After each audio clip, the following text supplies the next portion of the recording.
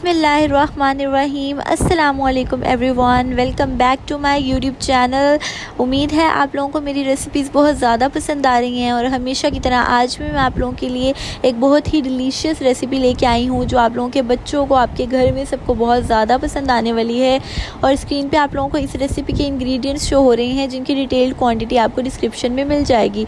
सबसे पहले आपने एक डिश ले लेनी है और उसमें आप लोगों ने अपने बच्चों की पसंद के कोई भी बिस्किट्स क्रश करके आप लोगों ने डाल देने हैं। उसके ऊपर मैंने जो मैंगोज़ हैं उनको क्यूब्स में कट किया हुआ है वो मैंने इसमें ऐड कर दिए। और अब मैं यहाँ पे अपने पास जो मेरी क्रीम है जिसको मैंने अच्छे से बीट कर लिया है, अब वो मैं इसमें ऐड कर रही हूँ। ये थर्ड लेयर है हमारी क्रीम की और उसके बाद मैं इसको अच्छे से फिक्स करूँगी।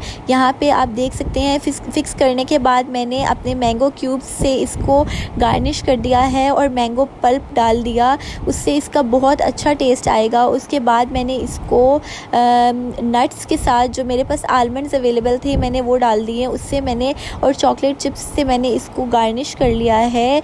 ये रही हमारे मीठे की फ़ाइनल लुक। उम्मीद है आप लोगों को ये रेसिपी बहुत ज़्यादा पसंद आएगी।